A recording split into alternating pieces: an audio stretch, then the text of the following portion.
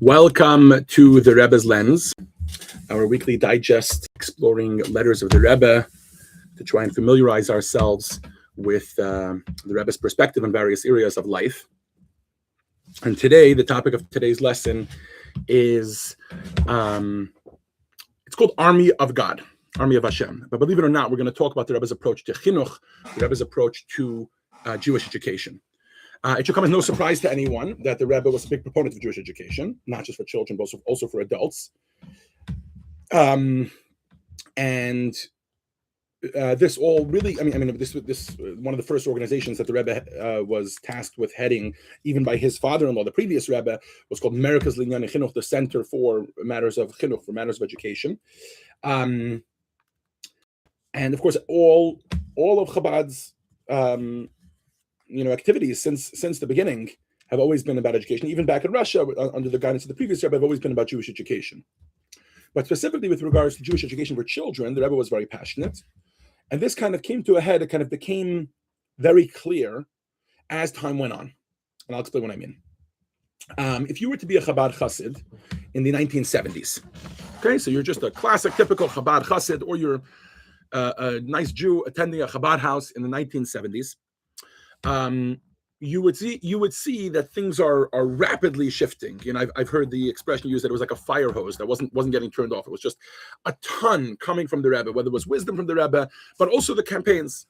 So in the early 1970s, please hold. The school is coming in. I'm just going to close the door so that we don't hear any feedback. So starting at the end of the 1960s, even in 1967, with the first campaign, which was Tefillin, which of course was associated with the Six-Day War, which I'm assuming some people are familiar with. But then in the 1970s, every year, two, sometimes multiple in a year, the Rebbe would come up with a new campaign. And these campaigns were mitzvah campaigns. Today we know them as the 10 mitzvah campaigns, that there were 10 of them in total. And the Rebbe would introduce them one at a time, and it usually came with very clear instructions. And for the next while, that's what Chassidim were busy with. If it was, let's say, putting on tefillin, then it was okay. Let's go out and put on tefillin with as many Jews as possible. If it was lighting Shabbat candles, so then it was encouraging children over 3 years old, girls that is, over 3 years old, to light Shabbat candles, and women to light Shabbat candles, distributing them on the street, etc., etc., etc. Okay. Today we know them as the 10 mitzvah campaigns, and the whole thing actually comes to a head in 1974. Well, not really. It's not even all the mitzvah campaigns in 1974, but in 1974, they start with the mitzvah tanks that are basically these vehicles that are going to bring all these mitzvahs to people on the go, etc. And then in 1976, one of the last mitzvah campaigns, and today we're actually commemorating 50 years to that, not today specifically, but this year, 2026 is 50 years since the Rebbe launched Mivtza Chinuch, or the campaign for Jewish education. Okay, what was the campaign for Jewish education? Actually, the Rebbe actually declared that year the year of Jewish education. And from then on, Chabad Hasidim were tasked with as much Jewish education as you can for Jewish children. What did this look like? So it looked like many different things. Eventually the Rebbe introduced the 12 Pesukim and Maimorei Chazal, which are the 12 verses from the Torah that the Rebbe wanted every Jewish child to know by heart. And so it's verses from the Torah as well as quotes from the Talmud that the Rebbe wanted every single Jewish child to know by heart. With many other different sub-campaigns, so to speak, of Mivtza Chinuch, the Rebbe wanted that Jewish education for children should take a front and center stage. Okay. In this manner, it continued until the year 1941. Now, for those of you that know a little bit of Chabad history, 1978, the Rebbe suffered a debilitating heart attack, which many Chassidim feared the worst. Thank God the Rebbe came back from it with lots of miracles from Hashem and from the medical team that was very involved. And the Rebbe went on to be with us physically for many years, where he shared with us many other campaigns. So that's kind of in between. Think of in between Mivtza Chinuch, when the Rebbe introduces this campaign for Jewish education, and then 1941, which is what I want to talk about right now. There's this big heart attack. There's this big moment, and there's this shift in the Rebbe's attitude towards everything. Anyways, but today is not the time to get into that. And then in 1941, the Rebbe launches something that he calls Tzivos Hashem. Tzivos Hashem, literally in Hebrew, means the army of God. What is the army of God? So it was Sukkot. It was on Chol HaMoed Sukkot of that year. Wasn't 41, I guess it's 1940, because it's 5741. And the Rebbe launches this concept that Jewish children, we're launching a new educational initiative. It's going to be called the Army of God. And from then on, the Rebbe, who would talk to children often, by the way, I've heard it said, and I don't know if this is actually true, but I would imagine it is. I've heard it said that the Rebbe was the only Jewish leader of his caliber that spent dedicated time speaking to children. It would often be farbrengens, quote unquote, for only for children and their mentors, whoever it was, whether it's counselors, if it was camp, or teachers, if it was school, and the Rebbe would pack 770 with children, Jewish children. The Rebbe would speak directly to the children, and as you can imagine, the Rebbe's tone of voice and the topics that the Rebbe spoke about changed. So from 1941 and on, the whole attitude with which the Rebbe spoke to children changed. It started to take on a military attitude, military vernacular, if you will. The gatherings were called rallies, children's rallies, as if like a military rally. The Hashem was referred to as, instead of just God or Hakadosh Baruch Hu or something like that, Hashem was referred to as the commander in chief. Mitzvos became missions. Seasonal mitzvos became the order of the day. Children were viewed as either soldiers or climbing the ranks in terms of becoming captains and lieutenants and sergeant majors. And till today, my son Menachem is I forget his exact name, but I think he's a lieutenant major. He definitely was at one point in Tzivot Hashem, in the army of God. He is climbing the ranks in the army of God. And this program was meant to continue from when they were young children all the way until they graduated, which was at 12 or 13 years old, bar or bat mitzvah, 12 years old for a girl and 13 years old for a boy. And there was one particular fellow, an educator, by this concept. He says, why is the Rebbe using military terminology? It seems very violent to use military terminology for children. And he wrote a letter to the Rebbe, which we don't have, but the Rebbe's response to him is extant. It is 4 pages where the Rebbe answered point by point about why he felt that Tzivot Hashem was so necessary. So what I'd like to do with you today is just read that letter, okay? But as an introduction to that letter, I kind of give you a brief overview of what Tzivot Hashem is. I'd like to play a video for you, if the technology will allow me to, which is kind of okay, there we go, hold on. Yeah, which is kind of a documentary, if you will, of what Tzivot Hashem was, how it came about in the early, in 1940, 1941, and what it looked like practically on the ground. And they're even going to mention this letter, which we're going to talk about shortly. And then we'll read the actual letter. So please turn your attention to the video screens.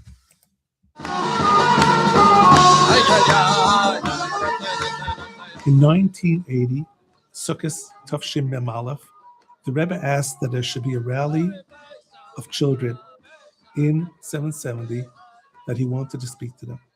Wer sich jeder riet, unhebendig, von Gott kleine Kinder, angerufen, Beshem Zivis Hashem, als sie seien in der ebersten Armee und der ebersten Soldiers. It has come to my attention that only the audio is showing and not the video. So let me try this again. I was obviously doing something wrong. Let's see. You know what? Let's just share the entire thing. I think that should be fine. Here we go. Let's start it again.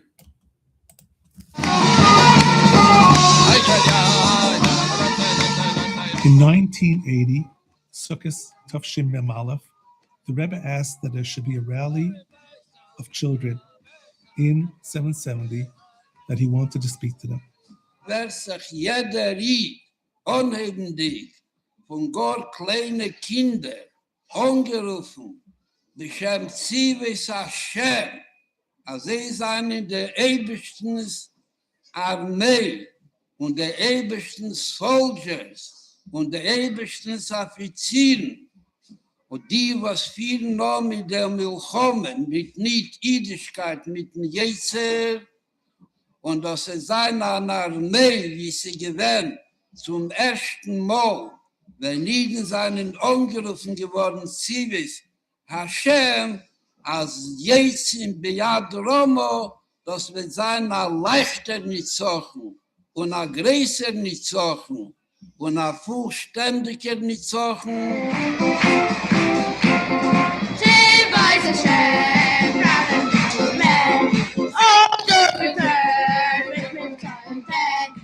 The Rebbe says he wants to start a new organization called Tzivos Hashem.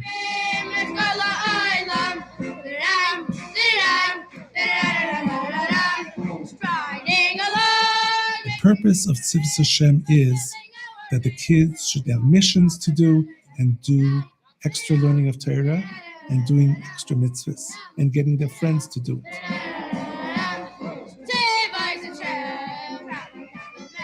They should be able to go up in rank just like a regular army, that by going ahead and doing the different mitzvahs, they can become a sergeant and a major and a colonel, and even they can become a general. Da eine Gehe zu Tzivos Hashem ist jeder Tag von dem Jahr, darf man doch aufführen sich, trainieren sich und tun die Meisim und die Burim und Machshoves, wie der Rebester hat angewiesen in sein Teiro. Man kleibt sich zusammen von Zeit zu Zeit, Tzivos Hashem, in das Azeve Ba'aparei, wird jeder mitbringen mit sich, ein Rekord, ein Beweis, als sich aufgeführt auf dem besten Efen und die, was haben bewiesen, die Beste von zwischen alle, werden sie echt geben, Prosim.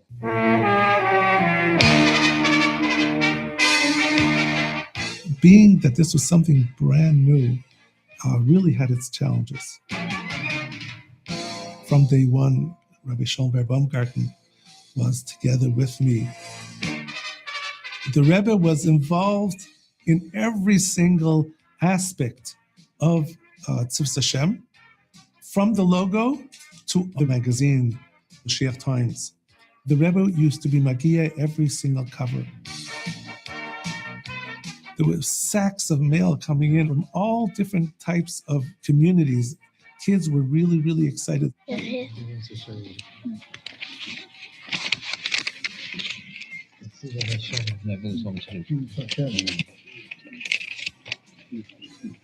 God Almighty bless you to be the army of God Almighty, much success and to graduate. Thank you. Became an officer and not to go to general. Thank you. You're welcome. She's also in God Almighty's army. She's supposed to get a car. She's yeah, we send it out. She sends it out She to was us. a graduate. Thank you. You're welcome. It was so successful after the first year, we had 60,000 kids that were members.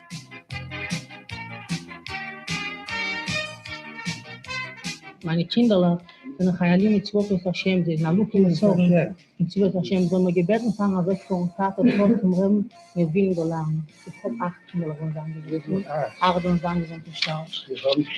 Alle Tzivos Hashem, einer hat 2 seine Seren, und einer ist Assar, und einer ist der Aluf. Die Stem von jedem Heidisch.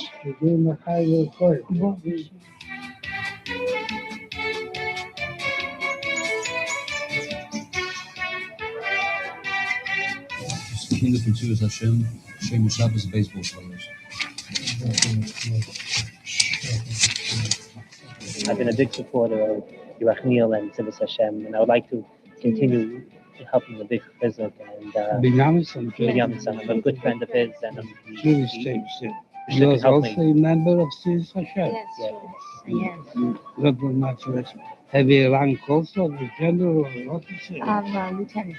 Lieutenant. God Almighty bless you to progress.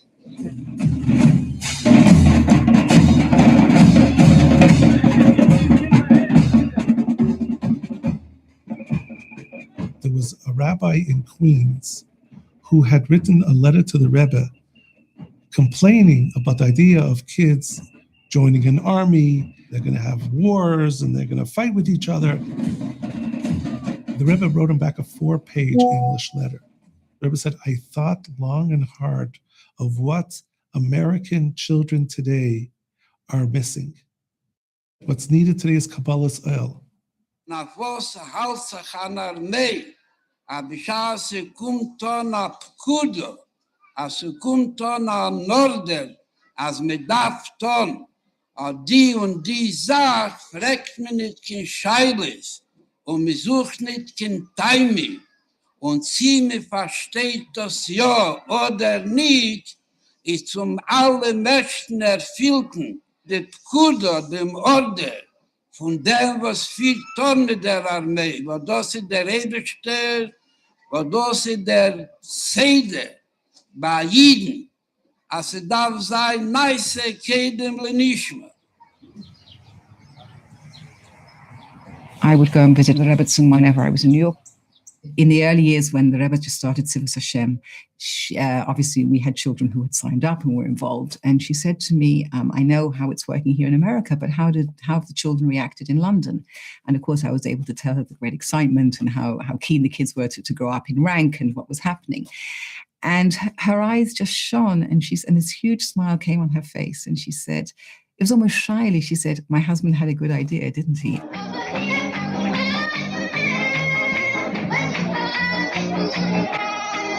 From when the Rebbe started Sivus Hashem, you could see how he loved to see the children excited about being members of Sivus Hashem.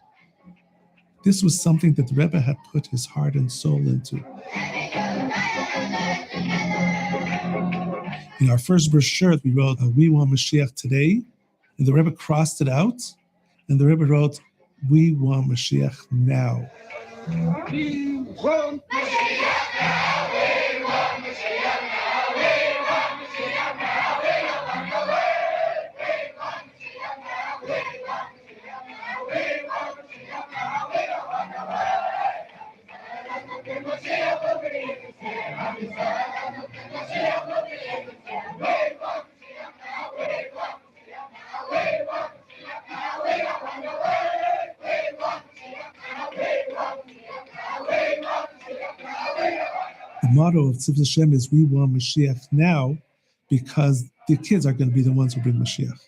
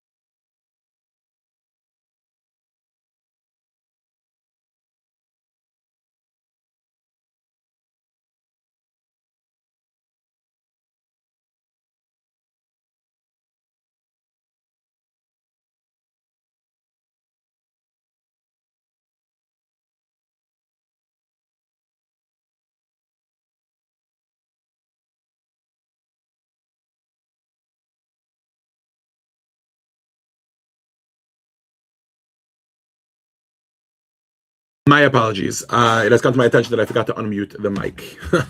All right, so let me explain once again. So hopefully that film gave you some insight into the history of Tzivot Hashem, and what Tzivot Hashem is all about, and how it launched on the ground with Rabbi Benjamin and Rabbi Baumgarten, and how they got this to take off, etc. What I'd like to do with you now is read this letter. Rabbi Benjamin mentioned that there was a rabbi in Queens, an educator, who wrote a letter to the Rebbe complaining about the violent nature of Tzivot Hashem. Why are you encouraging children to feel like they're soldiers and to feel like they're in an army and they're fighting a battle, etc.? And so we're going to read the letter. The Rebbe responds to this educator, and I think it's fascinating for two reasons. First of all, because it's a good question that he has. We usually discourage our children from any sort of violence, whether that's swords or guns or anything like that. We usually discourage our children from that. And the other reason is, I think, because we're often just the end user in terms of the Rebbe's mitzvah campaigns.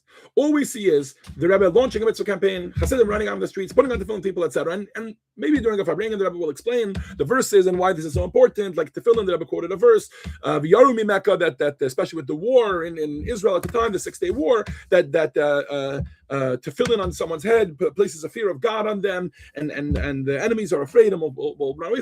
The Rebbe gave some explanation a little bit, but the Rebbe never gave a behind-the-scenes look as to how he launched the campaign. And with regards to this one, Tzivot Hashem, the army of God, the Rebbe did because of this educator, and I, for one, am very thankful that we have this letter. So what I'd like to do now is I'd like to go through this letter with you. Let me share my screen here because the letter is available online. There we go. Okay. So here's the letter.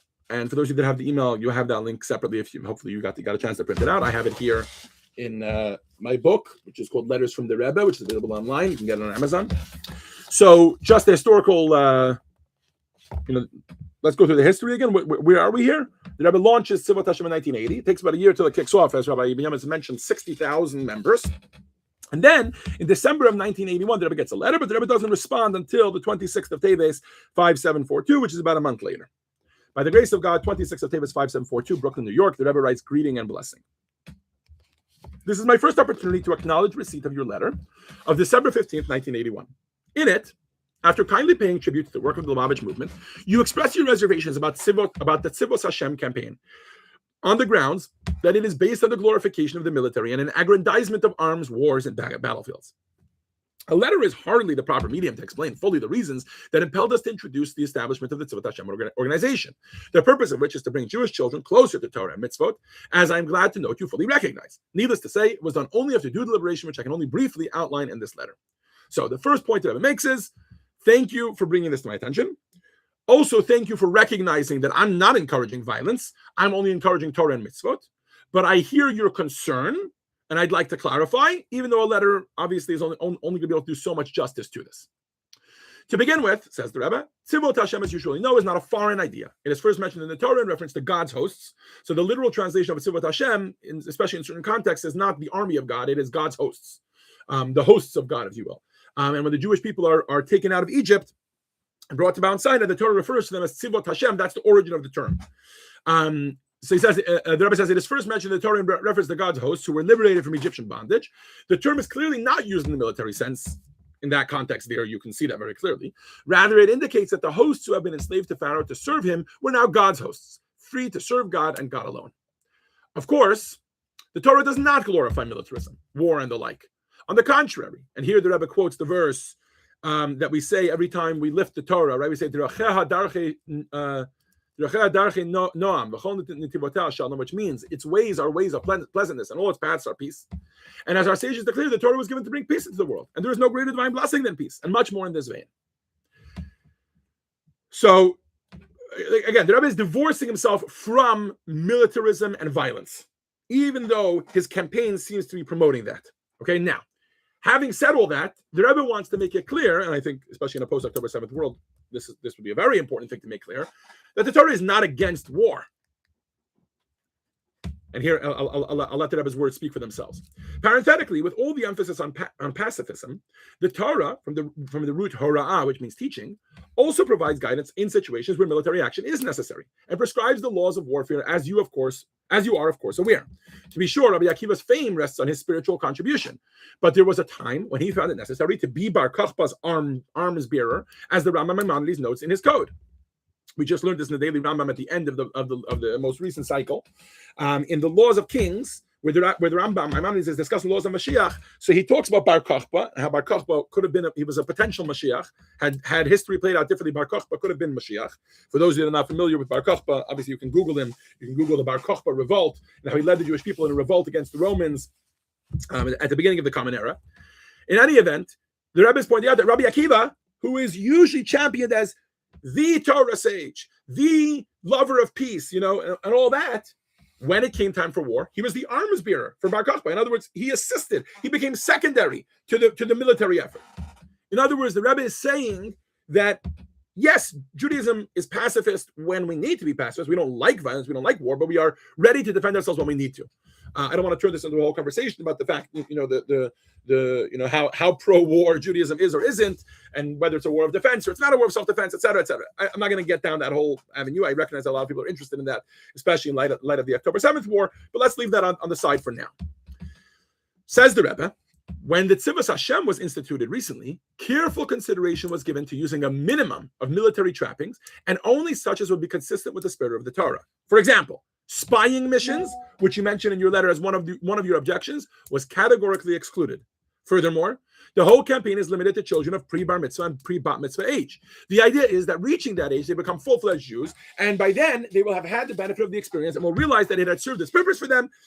I guess this is kind of similar to what Maimonides says when he says, "Mitoch shelo lishma ba lishma." You raise a child to begin with, even if it's not pure intentions, they're just serving God maybe for a candy or in order to avoid reprimand or whatever it is. But eventually, that's just the ways of education. Then eventually, they're supposed to graduate from that.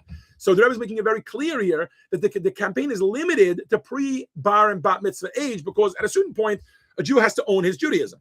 But this, the Rebbe felt, was a good way to start. Why? So now the Rebbe addresses the question head on.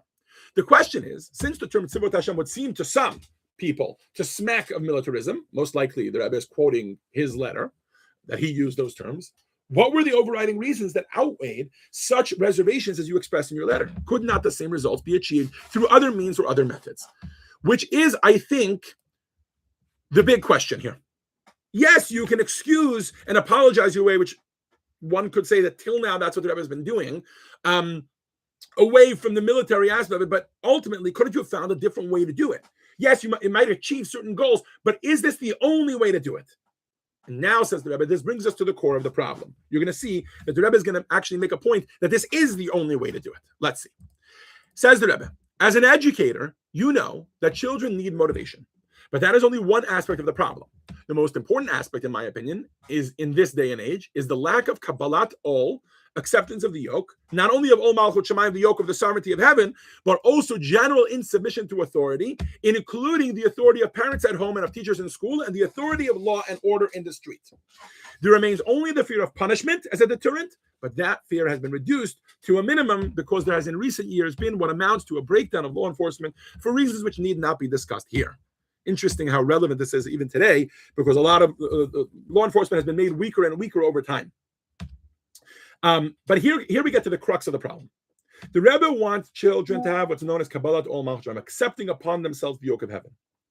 Says the Rebbe, the problem is, on the other hand, American children have been brought up on the spirit of independence and freedom, and on the glorification of personal prowess and smartness.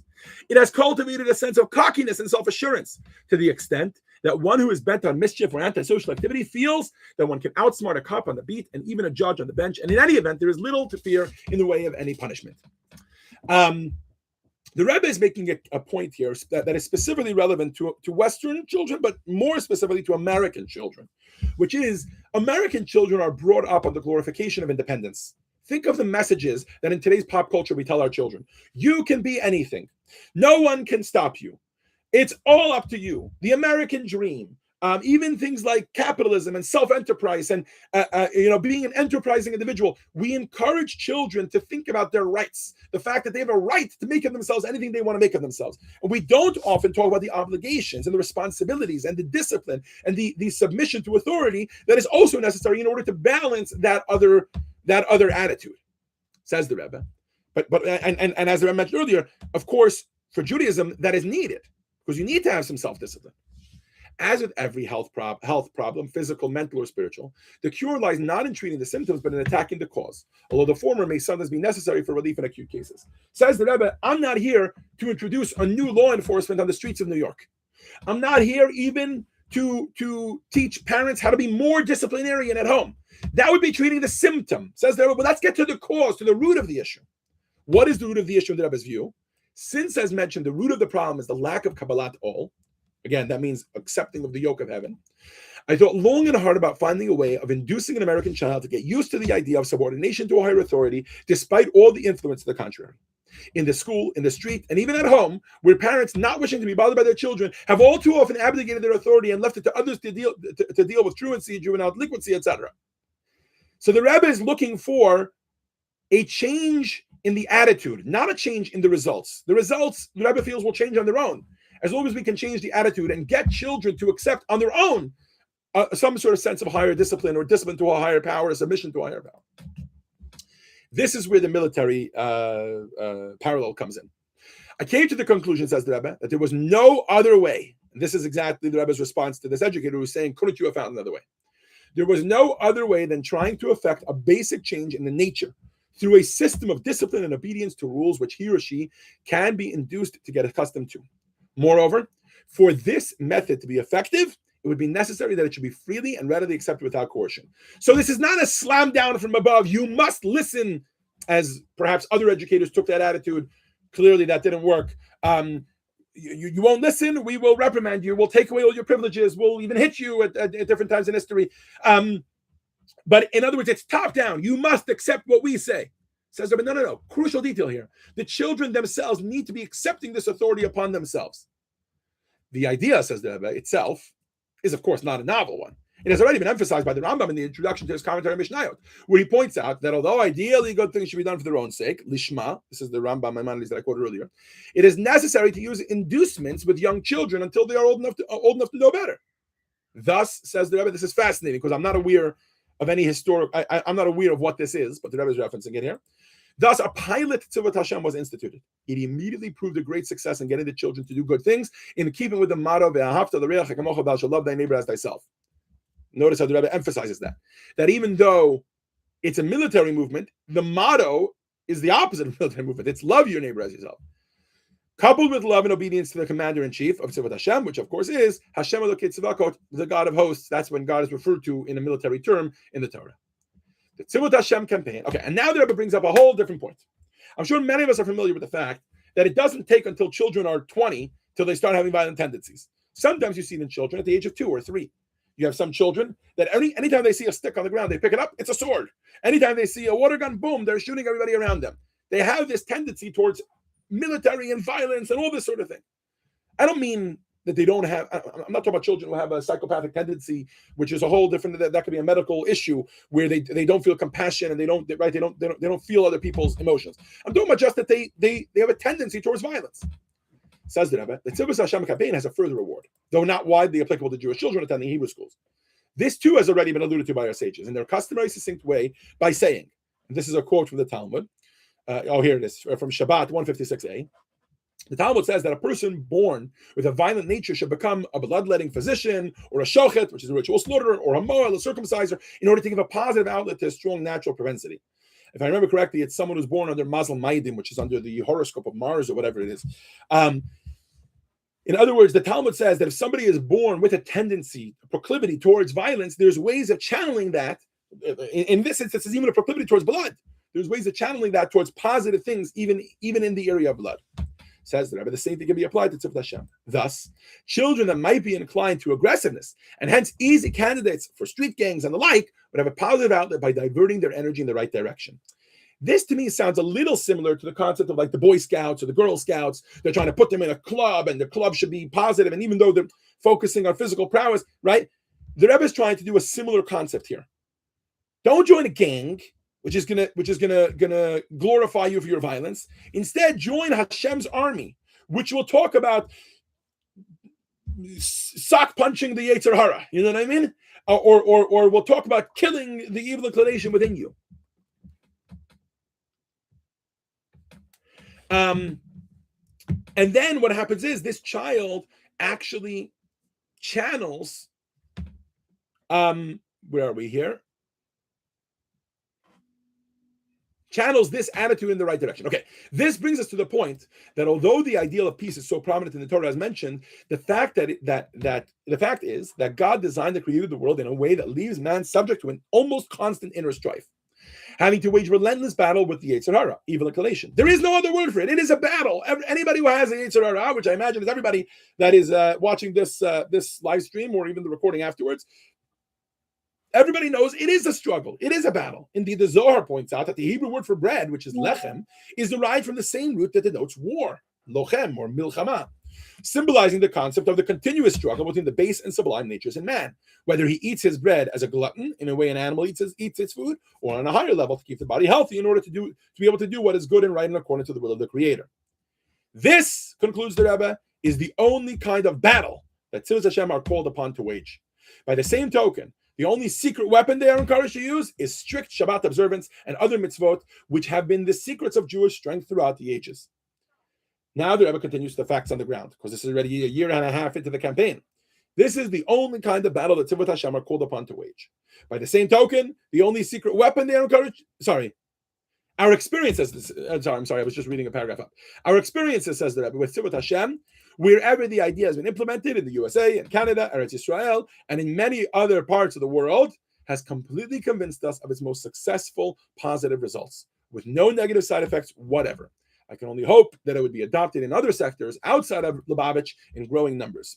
I trust that the above lines will not only put to rest all your apprehensions concerning Tzivot Hashem, but will also place you in the company of the many prominent educators and spiritual leaders who have enthusiastically acclaimed the Tzivot Hashem operation as uniquely successful in attaining its desirable goal. With esteem and blessing, the Rebbe's signature.